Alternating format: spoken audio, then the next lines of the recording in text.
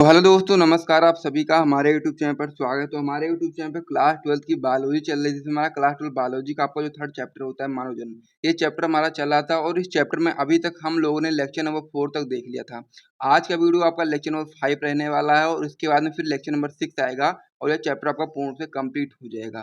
तो यदि आप लोग इस चैप्टर से पूरी तरीके से सारे नंबर आप लोग अपनी बोर्ड परीक्षा में लाना चाहते हो, जितने भी क्वेश्चन आपकी बोर्ड परीक्षा में यहाँ से आएंगे सारे, यदि आप लोग आराम से करना चाहते हो तो वीडियो को आप लोग शुरू से लेकर के अंतिम में देखिएगा और साथ ही में सारे लेक्चर को आप लोग अच्छे से देख लीजिएगा, ताकि आपको यहाँ से कोई भी आपका नंबर यहाँ पर कटे नहीं। तो ये सारी चीज़ आप लोग समझ गए होंगे। तो चलिए अब हम लोग अपनी वीडियो की बात कर लेते हैं और लेक्चर नंबर 5 में जो हम लोग महत्वपूर्ण चीज़ों को पढ़ने वाले हैं उसको आइए हम लोग यहाँ पर देख लेते हैं।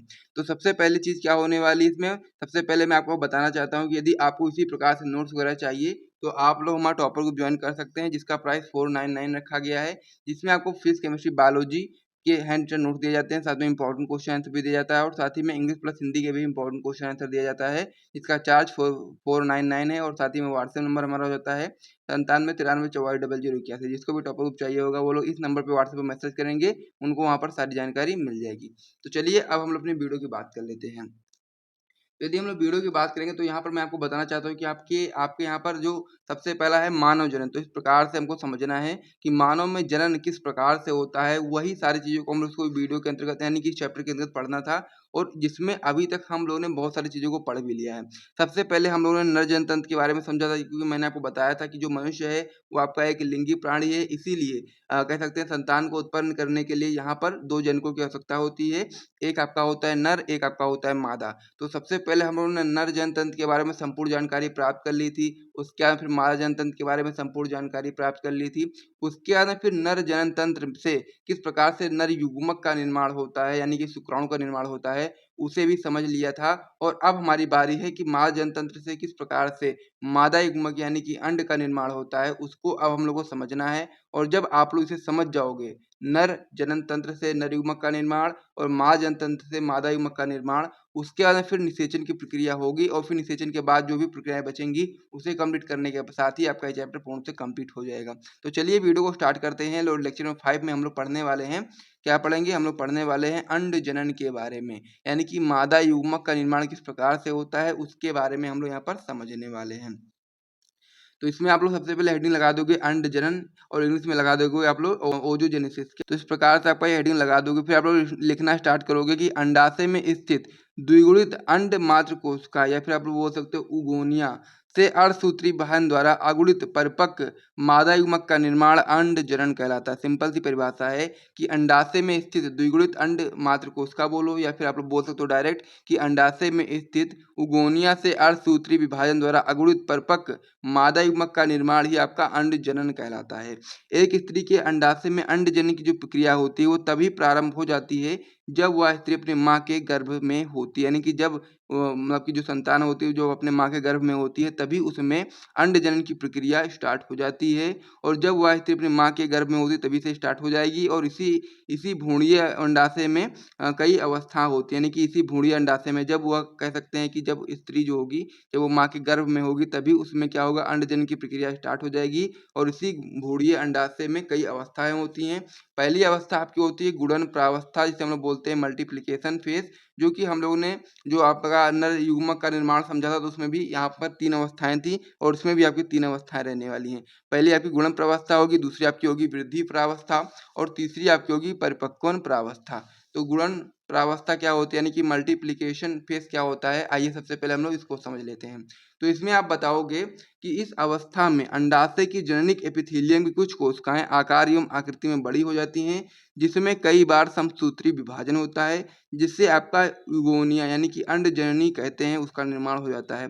शिशु जन्म के समय पुटकाओं की संख्या 20 से 20 लाख होती है और इसमें से लगभग 400 से 450 प्राथमिक oocyte में विकसित हो जाती है, यानी कि 20 से इसकी जो संख्याएं होती हैं वो 20 से 20 लाख तक की होती हैं और इसमें से लगभग 400 से 450 तक जो होती हैं वो प्राथमिक oocyte में विकसित हो जाती हैं। तो यहाँ तक गुणन प्रावस्था में प्राथमिक oocyte विकसित हो चुकी है। अब हम लोग आगे इसमें बढ़ते हैं। तो आपकी दूसरी होती है वृद्धि प्रावस्था, यानी कि ग्रोथ फेज। इसमें क्या होगा, इसमें मैं बताऊंगा कि यह प्रावस्था आपकी बहुत लंबी होती है, जो भ्रूणावस्था से प्रारंभ हो जाती है और जब तक परिपक्वन अवस्था नहीं आती तब तक ये बनी रहती है। इस प्रावस्था में उगोनिया की जो कोशिकाएं होती हैं वो पोषक तत्वों को ग्रहण करके आकार में बड़ी हो जाती हैं। इनका केंद्रक भी आकार में बड़ा हो जाता है। तो इस प्रकार से आपका होता है वृद्धि प्रावस्था, और यह प्रावस्था लंबी प्रावस्था होती है। ये जो होता है वो कह सकते हैं भ्रूण से ही स्टार्ट हो जाती है, और साथ ही में जब तक परिपक्वन अवस्था नहीं आती है तब तक ये आपका बना रहता है। फिर तीसरा आपका इसमें होता है परिपक्वन प्रावस्था, इसे हम लोग बोलते हैं मैच्योरेशन फेज। इसमें आप बताएंगे कि वृद्धि प्रावस्था के बाद बनी कोशिका को हम लोग प्राथमिक oocyte बोलते हैं, और जिसमें अर्धसूत्री फस्ट के फलस्वरूप एक छोटी तथा एक बड़ी कोशिका बनती है। छोटी कोशिका को हम लोग ध्रुवीय केंद्रक तथा बड़ी कोशिका को हम लोग द्वितीयक oocyte कहते हैं। पुनः इन कोशिकाओं में अर्धसूत्री विभाजन सेकंड के फलस्वरूप एक बड़ी कोशिका अंड कोशिका बनती है तथा 3 ध्रुवीय केंद्रक बनते हैं जो प्रायः नष्ट हो जाते हैं, यानी कि 3 जो ध्रुवीय केंद्रक बनेंगे वो प्रायः नष्ट हो जाएंगे, और एक आपकी बड़ी कोशिका बनती है जिसे हम लोग अंड कोशिका बोलते हैं, वो आपकी बनी रहती है। अर्धसूत्री फर्स्ट अंडोत्सर्ग के समय होता है, जबकि अर्धसूत्री जो सेकंड होता है वो निषेचन के समय होता है। ये चीज आपको यहाँ पर याद रखना है कि जो अर्धसूत्री फर्स्ट होता है, यानी कि अर्धसूत्री विभाजन जो फर्स्ट डिवीजन होता है वो आपका होता है अंडोत्सर्ग के समय, और साथ ही में जो दूसरा वाला अर्धसूत्री विभाजन होता है वो आपका निषेचन के समय होता है। तो ये आपका हो गया परिपक्वन प्रावस्था। तो ये तीनों प्रावस्थाएं आपकी कंप्लीट हो चुकी हैं अंड जनन में। तो मैंने आपको सबसे पहले क्या बताया अंड जनन के बारे में, कि जो अंड जनन होता है ये अंडाशय में स्थित द्विगुणित अंड मात्र कोशिका या फिर उगोनिया से अर्धसूत्री विभाजन द्वारा अगुणित परिपक्व मादा युग्मक का निर्माण अंड जननी कहलाता है। और एक स्त्री के अंडाशय में अंड जनन की जो प्रक्रिया होती है वो तभी प्रारंभ हो जाती है जब वो अपने माँ के गर्भ में होती है। इसी भ्रूणीय अंडाशय में कई अवस्था होती हैं, और 3 अवस्थाएं इसकी होती हैं। पहले आपकी होता है गुणन प्रावस्था, दूसरा वृद्धि प्रावस्था, तीसरा आपका परिपक्वन प्रावस्था।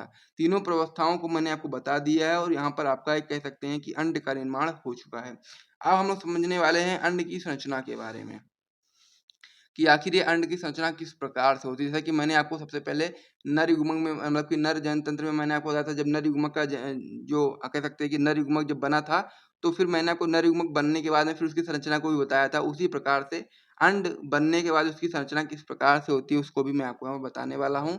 अंडाणु की संरचना के बारे में, स्ट्रक्चर ऑफ ओवम, तो कैसा होता है आइए इसको हम लोग देख लेते हैं। तो इस प्रकार से आपका ये स्ट्रक्चर होता है। आपकी बोर्ड परीक्षा में 1-2 नंबर में आ भी सकता है डायग्राम बनाने के लिए, आप लोग आराम से बना सकते हो। सबसे पहली जो इसमें ऊपर वाली जो कोशिका होती है इस प्रकार से बनी है, इसको हम लोग बोलते हैं कोरोना रेडिएटा। फिर इसके अंदर वाली जो कोशिका होती है इसको हम लोग क्या बोलेंगे, इसको कोशिका द्रव्य बोलेंगे। जो रेड कलर का पार्ट इसके अंदर बिंदी बिंदी देख पा रहे होंगे, तो यह क्या होता है कोशिका द्रव्य। और साथ ही में जो आपका यानी कि कोरोना रेडिएटा के बाद जो दूसरी कोशिका, मतलब कि जो दूसरी जो परत होती है इसको हम लोग बोलते हैं जोना पेलुसिडा, ठीक है। और ये आपका होता है केंद्रक, बीच में जो आपका ये है आपका ये केंद्रक होता है। इस प्रकार से आपको ये याद रखना है। सबसे पहली कौन सी कह सकते हैं परत होगी, वो आपकी होगी कोरोना रेडिएटा का। उसके यहाँ फिर जो आपका ब्लैक कलर से है ये आपका होता है जोना पेलुसिडा। उसके यहाँ फिर उसके अंदर आपका होता है कोशिका द्रव्य, और कोशिका द्रव्य में आपका एक केंद्रक होता है जो कि आपका अंड होता है, जो कि आपका एन होता है। आप इसमें बताएंगे आगे कि मानव के गोलाकार अचल अंडाणु का व्यास 100 होता है, और साथ ही में अंडाणु के मध्य में एक केंद्रक एन पाया जाता है। अंडाणु के चारों ओर एक परत पाई जाती है जिसे हम लोग जोना पेलुसिडा बोलते हैं, और बाहर की ओर एक परत होती है जिसे हम लोग कोरोना रेडिएटा बोलते हैं। क्या होता है इस प्रकार से मैंने आपको बता दिया है कि मानव के गोलाकार अचल अंडाणु का व्यास होता है वो 100, साथ ही में अंडाणु के मध्य में एक केंद्रक होता है जो कि एन पाया जाता है अंडाणु के मध्य में, और साथ ही में अंडाणु के चारों ओर एक परत पाई जाती है जिसे हम लोग जोना पेलुसिडा बोलते हैं, जो कि ब्लैक कलर वाली होती है, और उसके बाहर भी एक परत होती है जिसे हम लोग कोरोना रेडिएटा बोलते हैं। तो इस प्रकार से ये अंडाणु की संरचना होती है। इसे आप लोग देख लीजिए, समझ लीजिए। फिर हम लोग आगे बढ़ते हैं, और इसमें अब हम लोग समझने वाले हैं कि अब आपका यहाँ पर क्या हो चुका है। अब यहाँ पर आपका नर युग्मक और मादा युग्मक दोनों का निर्माण हो चुका है। अब हम लोग यहाँ पर समझने वाले हैं आतर्व चक्र या फिर रजोधर्म के बारे में, मेंस्ट्रुअल साइकिल के बारे में, जो भी बहुत ही महत्वपूर्ण होता है। और ये भी आपके बोर्ड एग्जाम में 1-2 नंबर में या 3 नंबर में आपका अक्सर बोर्ड परीक्षा में आता है परिभाषा लिखने के लिए। तो क्या होता है आतर्व चक्र, क्या होता है रजोधर्म, मेंस्ट्रुअल साइकिल क्या होती है, आइए इसको समझ लेते हैं। तो इसमें आप बताएंगे कि मादा में रजोधर्म यौनारंभ प्रारंभ होने पर प्रारंभ होता है, या 12 से 13 वर्ष की आयु काल में ही प्रारंभ होता है तथा 45 से 50 वर्ष की आयु तक समाप्त हो जाता है। निषेचन न होने की दशा में जो गर्भाशय की दीवार, यानी कि जो आप बोल सकते हो कि जब आपका निषेचन के लिए ही आतव चक्र आता है, लेकिन जब निषेचन नहीं होता है तो निषेचन न होने की दशा में जो गर्भाशय की दीवार होती है तथा अंडाशय में चक्रीय परिवर्तन होते हैं, और इस चक्र को हम लोग मासिक चक्र बोलते हैं, या लगभग 28 दिन का होता है। इस प्रकार से आपको ये समझ में आ गया होगा। आगे आप इसमें बताएंगे कि इसके बाद रुधिर का स्राव शुरू हो जाता है, और इसी रुधिर के साथ रुधिर के साथ अनिषेचित नष्ट हो चुका अंडा भी योनि मार्ग से बाहर आता है। इसे हम लोग मासिक धर्म बोलते हैं और रुधिर स्राव लगभग 4 से 5 दिनों तक होता है। और किसी बालिका के जीवन काल में प्रथम बार रजोधर्म होने की जो घटना होती है उसको हम लोग रजोदर्शन बोलते हैं, यानी कि मेनार्क बोलते हैं। आगे भी बताएंगे कि मादा में स्थायी रूप से मासिक चक्र को रोकने को हम लोग क्या बोलते हैं, सजोनिवृत्ति यानी कि मेनोपास बोलते हैं। और साथ ही में FSH और साथ ही में LH हार्मोन के नियंत्रण से यह प्रक्रिया होती है। तो इस प्रकार से आतरचक्र क्या होता है, रजोधर्म क्या होता है, मैंने आपको पूरी तरीके से समझा दिया है। इसे भी आप लोग आराम से समझ के होंगे। कोई भी दिक्कत होगी तो आप लोग कमेंट करके बताइएगा। अब इसमें ये सारे टॉपिक आपके कंप्लीट हो चुके हैं। अब इसमें एक टॉपिक आपका बचा है निषेचन, यानी कि निषेचन को अब हम लोग नेक्स्ट वीडियो में पढ़ने वाले हैं। उसके बाद फिर प्रारंभिक विदलन व अंतरारोपण के बारे में समझेंगे और फिर लास्ट में हम लोग प्रसव यानी कि संतान उत्पन्न करने के लिए प्रसव होता है उसको समझेंगे और फिर लास्ट में दूध श्रावण को समझेंगे और फिर आपका जो चैप्टर होगा पूर्ण से कंप्लीट हो जाएगा। तो यहाँ तक देखो वीडियो पसंद आए तो वीडियो को लाइक करें, चैनल को सब्सक्राइब करिए। फिर वीडियो को समाप्त करते हैं, मिलते हैं नेक्स्ट वीडियो में, तब तक के लिए जय हिंद।